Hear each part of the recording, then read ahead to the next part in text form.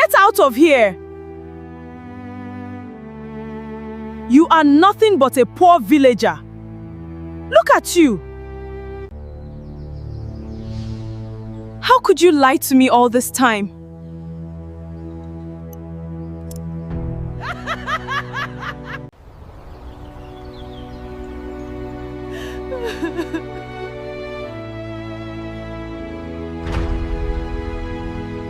Exactly. She thought her uncle was destroying her life for good. On the day men came banging at the iron gate of the Okafor compound, Adaeze was dressed in borrowed lace, dragged across the yard, and told she now belonged to a wandering stranger no one in Abeokuta respected. No vows of love, no chance to choose, no shred of dignity. Just one cruel trade wrapped in tradition to pay off gambling debts she never made. What her uncle never knew was that the quiet figure standing in dusty sandals and a faded shirt was not broken, helpless, or penniless. He was carrying the kind of name that made cabinet ministers rise to their feet, foreign investors pick up on the second ring, and entire boardrooms fall silent. And by the time the truth finally broke loose, the same relatives who had thrown Adaeze away would find themselves standing outside the very gate that once shut in her face. Before we continue, leave a comment below. If your own family sold your future to clear their own mistakes, would you ever forgive them? And if stories like this move you, like this video and subscribe so the next one does not pass you by. Now we begin. Every morning in the Okafor compound began the same way for Adaeze. Long before sunrise over the red clay roads of Abeokuta, she was awake. She swept the courtyard. She fetched water from the village tap. She swept the floor again because the first sweep was never clean enough. She lit the firewood stove. She cooked yam for people who never said thank you. She washed plates. She ironed shirts. She braided her cousin's hair. To neighbors, Adaeze lived inside a loving home. But inside those walls, she lived like a servant nobody had agreed to release. Years earlier, this compound had belonged to her father, Obina Okafor, a quiet tailor with steady hands and an even steadier heart. He had built a good life for his daughter, and for some years, Adaeze understood what safe love felt like. She remembered laughter drifting from the kitchen on Sundays. She remembered her mother braiding her hair while humming old folk songs. She remembered her father kneeling beside her bed every night and whispering one rule. Remember who you are, Adaeze. Never let anyone rename you. When her parents passed within a year of each other, everything collapsed. Her uncle, Nonso, arrived from Lagos, saying he had come to help. That was the word he used. Help. Within weeks, he held the rent money. Within months, he held the keys. Soon after, Adaeze found herself sleeping on a thin mat in a storeroom behind the kitchen, while her cousin, Damilola, moved into her bedroom without apology. Damilola wore Adaeze's late mother's gold earrings. Damilola used Adaeze's mirror. Damilola held court in the parlor, giving orders like a young queen in a palace she never earned. Whenever Adaeze complained, her uncle gave one reply. You eat from my hand, do not forget it. Adaeze stopped arguing a long time ago, not because she agreed, because grief had chewed her into silence. Still, one thing kept her standing. Inside an old biscuit tin beneath her mat, she kept a photograph of her father and mother. On the hardest nights, she held it close to her chest and whispered everything she was afraid to say aloud. I am still here, Papa. I have not given up.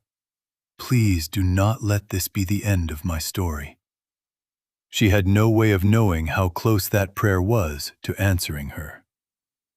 Her uncle Nonso was obsessed with appearances.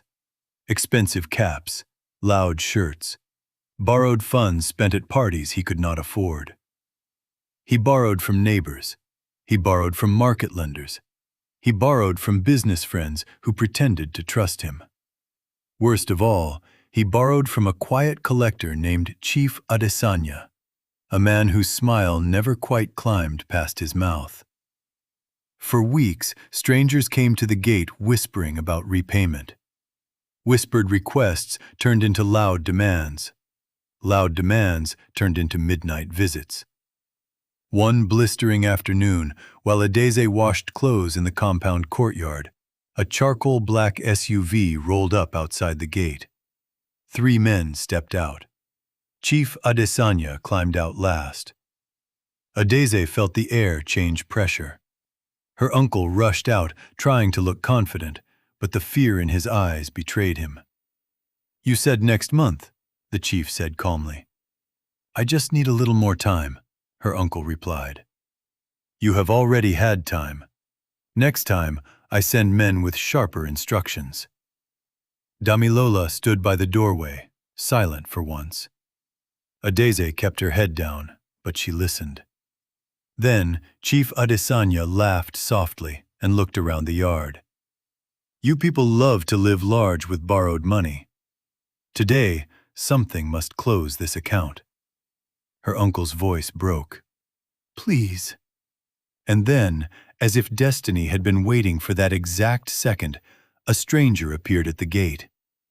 He was tall, broad-shouldered, skin darkened by years of sun. Dressed so simply no one looked twice. Dust sat on the hem of his trousers. His sandals were worn. A single canvas bag hung over one shoulder. He looked like a man who had slept in too many buses and answered questions from too many strangers. He had come asking directions to a rural school on the outskirts of town. That should have ended it. But Chief Adaeze glanced at him. Then her uncle did too. And something cruel flickered behind Nonso's eyes. He turned to the stranger and asked a question no stranger should ever be asked. "Are you married?" The courtyard froze. The man looked at him with unreadable calm. "No." Her uncle laughed bitterly. "Then today might be your answer." Adeze's hands stopped in the wash basin. "Uncle?" Nonso ignored her. "This girl can cook, she can clean, she can work. If you take her as wife, I can settle part of what I owe, and the house will breathe again." For half a breath, Adaeze believed someone would speak up. No one did. Damilola actually smiled. Chief Adaeze folded his arms like a man watching street theater. Adaeze rose slowly. "You cannot be serious." For separate characters. Her uncle snapped. "Stay out of adult conversations." "I am not a topic," Adaeze said, voice shaking. "I am the topic."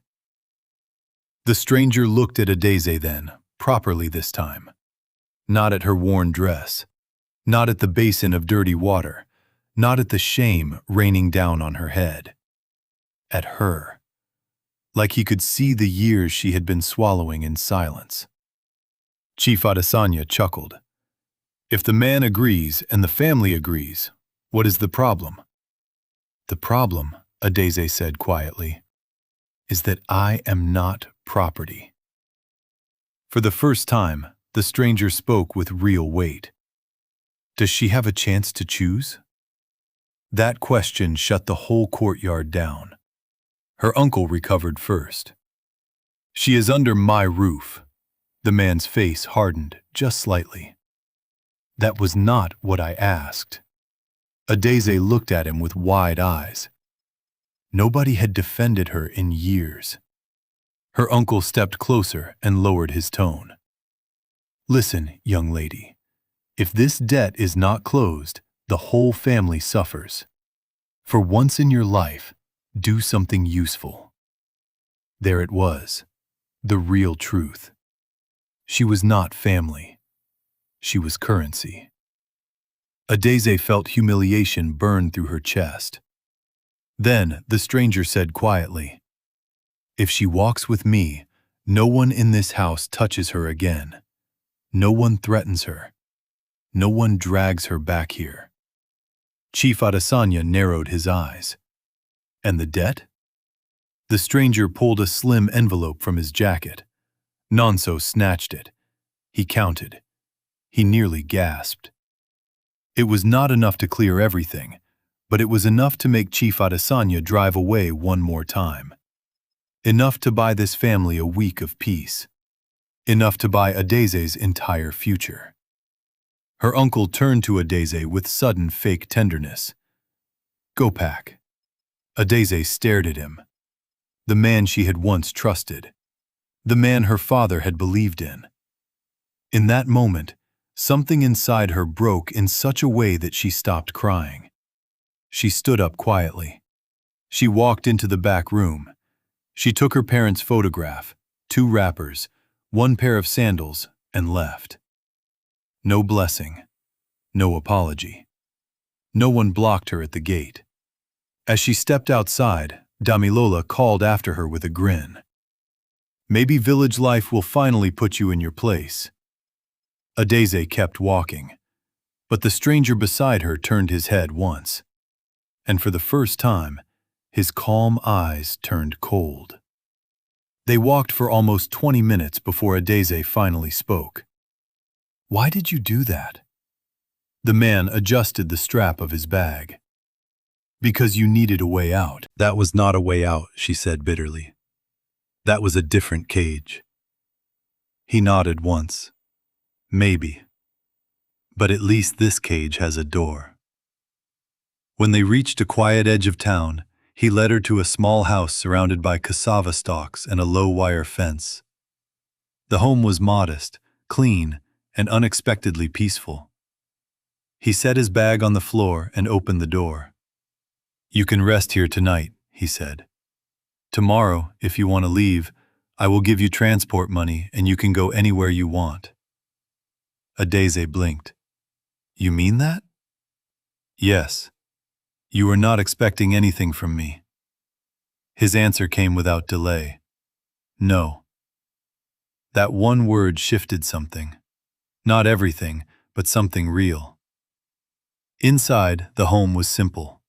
A wooden table, 2 chairs, a shelf of worn books, a neatly folded blanket, a kitchen far smaller than the one Adaeze had been sleeping beside for years.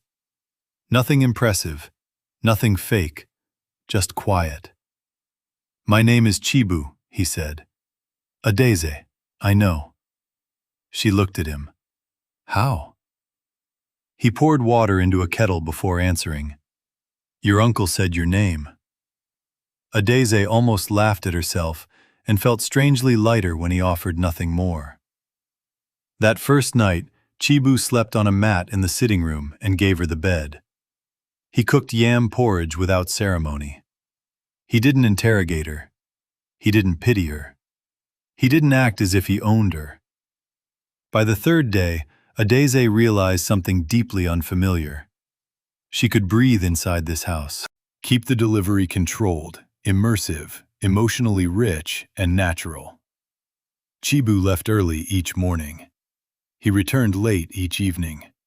Sometimes dusty, sometimes deep in thought. Sometimes carrying groceries, medicine, or used books.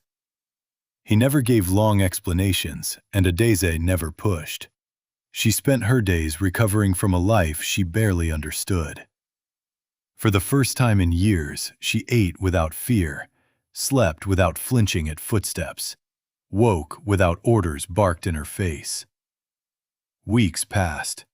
She began assisting a small tailoring shop nearby. Later, she started taking simple embroidery work from home. Chibu encouraged it. He never tried to control it. "Earn your own money," he told her once. "No honest worker should be made to feel small." The words stayed with her. Slowly, Adaeze began noticing pieces of him that did not match the life he appeared to live. His hands were rough, but his English was precise. He knew too much about contracts, negotiations, and trade finance for a wandering villager. One morning, he repaired a neighbor's broken generator in minutes, and later that week discussed commodity pricing with a passing trader as if he ran the company. And now and then, dark-tinted cars would slow down near the road outside, glance in his direction, and drive off again. When she asked, he just smiled softly. Old work. That was all he said. Still, peace turned into comfort. Comfort turned into friendship. Friendship turned into the slow, terrifying arrival of love. Not because he rescued her, but because he never used her pain as a leash. He saw her dignity before he saw her wounds. And for Adaeze, that felt like a small miracle. Across town, Nonso was pleased with himself. His debt was temporarily reduced. The house was quieter. In his mind, Adaeze had vanished into some miserable village somewhere, far beneath his reach. Whenever neighbors asked, he sighed dramatically. The girl insisted on leaving. Young ladies today never listen. Damilola spread even more absurd lies. She married some roadside drifter. People say they are barely surviving. They laughed. They moved on. But greed never sleeps for long. The debt returned. Business slowed. The friends Nonso had impressed with borrowed money stopped picking up his calls. One afternoon, Adaeze was in the market buying fabric when she noticed something strange. A polished SUV had stopped near a corner. A well-dressed woman stepped out, glanced around, and walked directly toward Chibu, who was standing near a fruit stand. The woman actually bowed her head slightly before speaking. Actually bowed. Adaeze could not hear the conversation, but she saw Chibu's face shift. He looked settled. He looked annoyed. The woman handed him a folder. He pushed it back. She insisted. Finally, he took it and said something that made her step backward instantly. That night, Adaeze asked him directly, "Who was she?" "A former colleague. She looked afraid to displease you." Chibu smiled faintly. Maybe she was. Adaeze waited. He offered no more. A few days later, a phone call came in during dinner. The moment he saw the screen, Chibu stood. He stepped outside. He stayed out there a long time. When he came back in, the quiet warmth Adaeze had become used to was absent. "I have to travel to Lagos for a while." "For work?" "Yes." "What kind of work?" He looked at her for a long moment, as if measuring whether the truth had finally arrived at his door. Then he only said, "The kind I cannot keep ignoring." He left before sunrise. 1 day passed. 2 passed. 4 passed. No word, no explanation, no return. Adaeze struggled not to panic, but dread wrapped around her ribs until she could barely keep food down. On the 5th day, a delivery rider arrived with a small package addressed to Chibu. Inside was a cufflink box. Not cheap, not ordinary. Engraved inside the lid were the initials Achike. Adaeze stared at them. Not Chibu. Not the man she thought she knew. And below the box sat a printed invitation. Achike Sovereign Group Chairman's Annual Founders Gala. Venue, Echo Atlantic Convention Hall. Guest of honor, Ekenedili Chukwu A. Achike, Group Chief Executive. Adaeze's breath caught. Something deep inside her already understood. Still, she needed to see it for herself.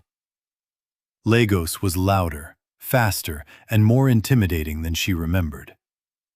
When she arrived at the convention hall, She almost turned back. Luxury cars lined the entrance.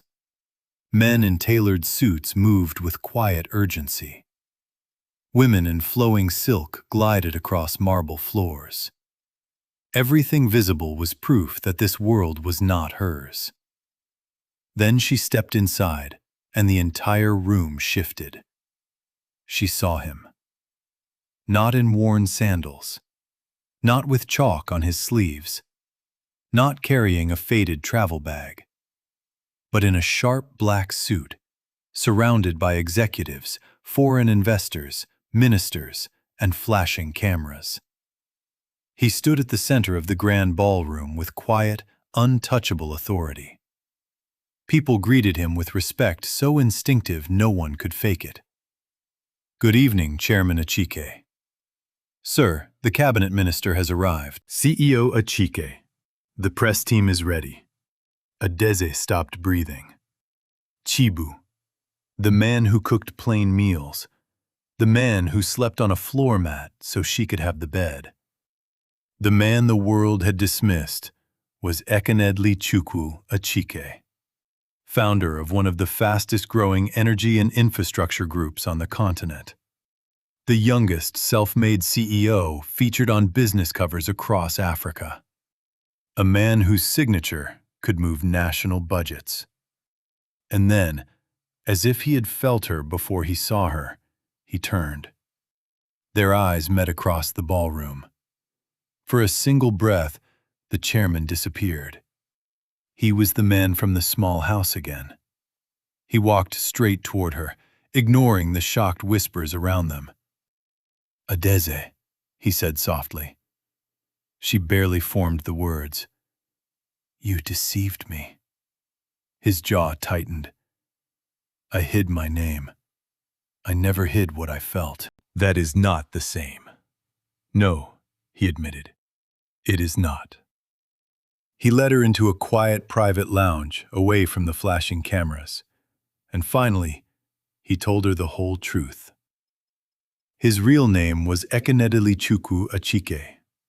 Years earlier, he built his group from a single rented office. Success arrived. Then betrayal arrived behind it. Fake loyalty, powerful relatives, executives who smiled during meetings and stole behind closed doors. So he began traveling quietly through his own rural operations under borrowed names, learning how ordinary people experienced the systems he had built.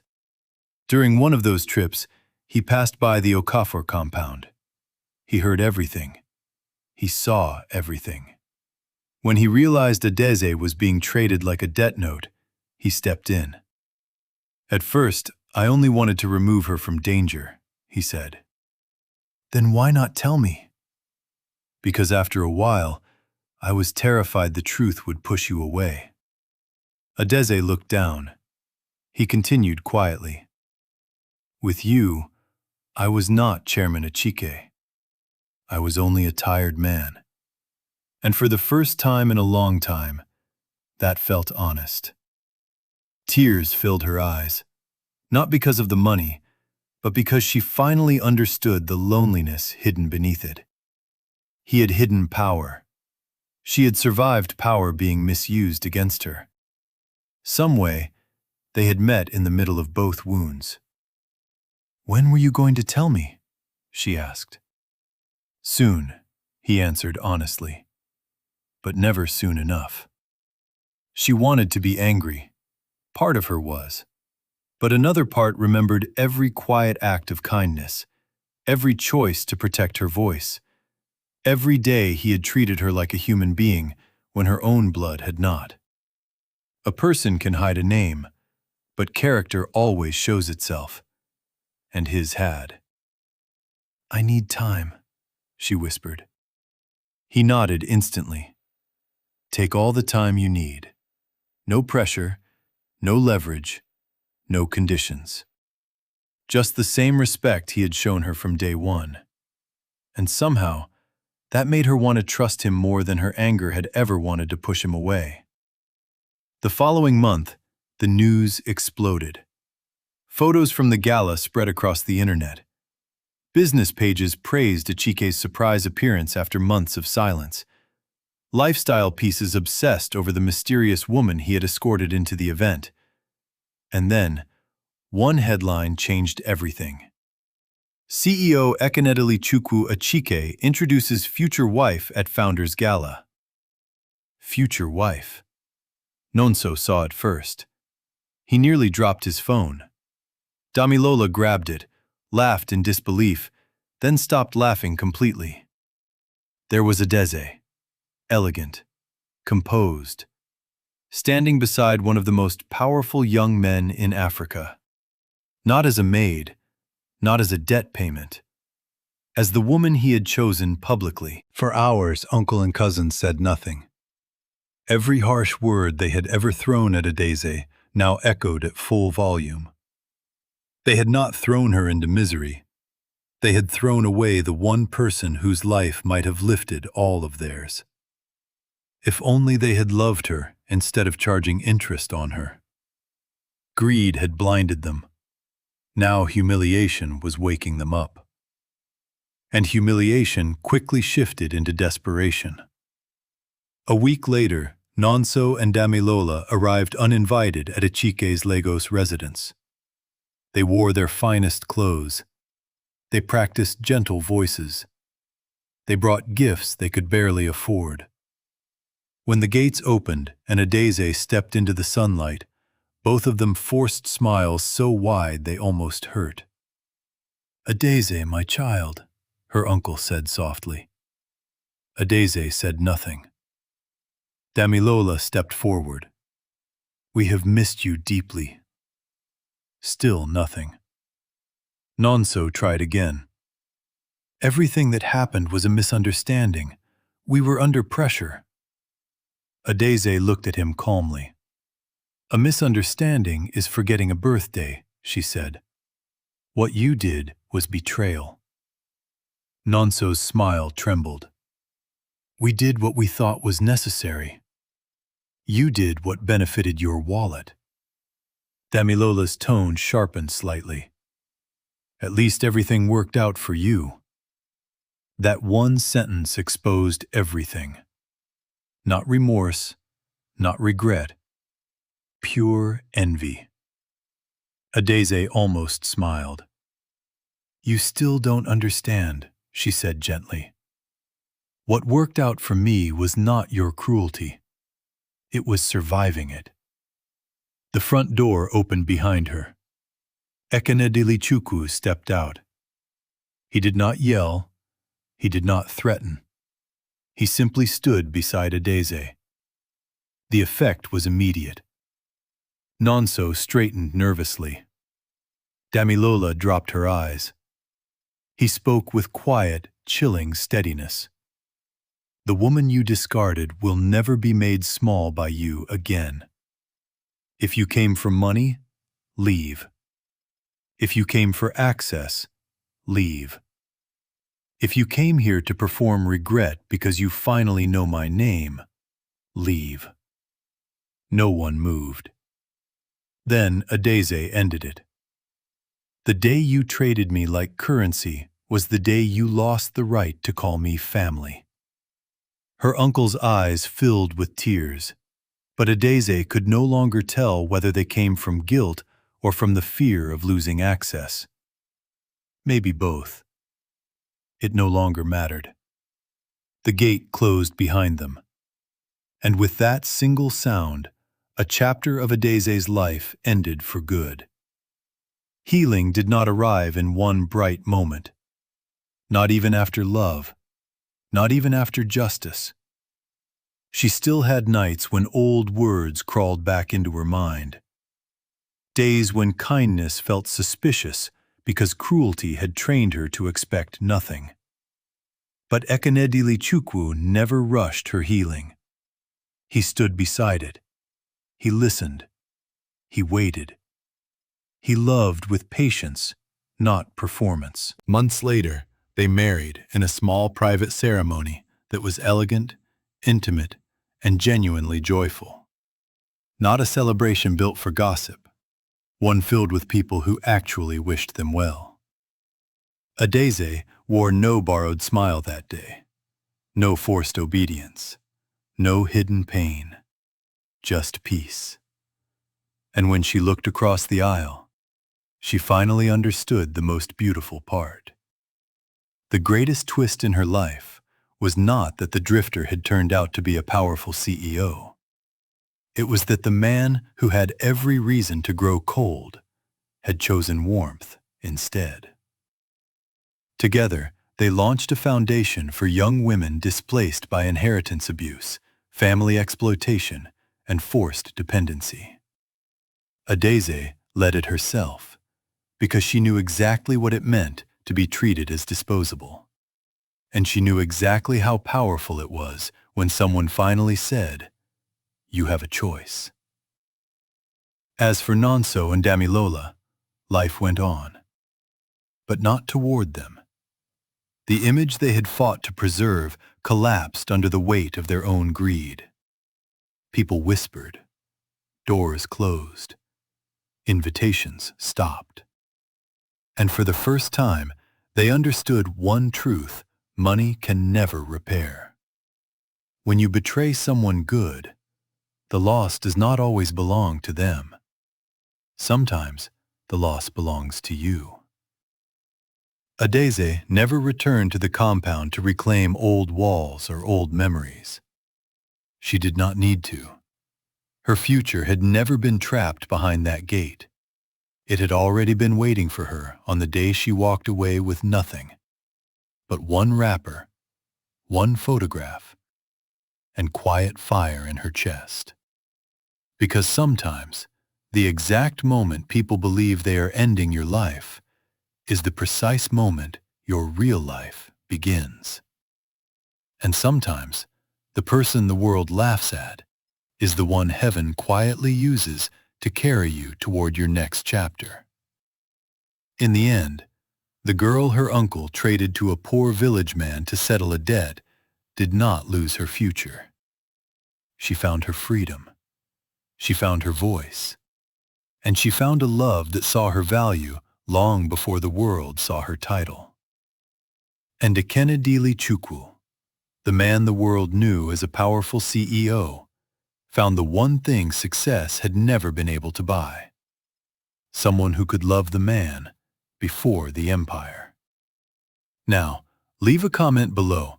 If you were Adaeze, would you have forgiven Nonso and Damilola? And if you want more emotional, shocking, high-retention African stories, like this video, subscribe, and tap the bell so you never miss the next one. See you in the next story.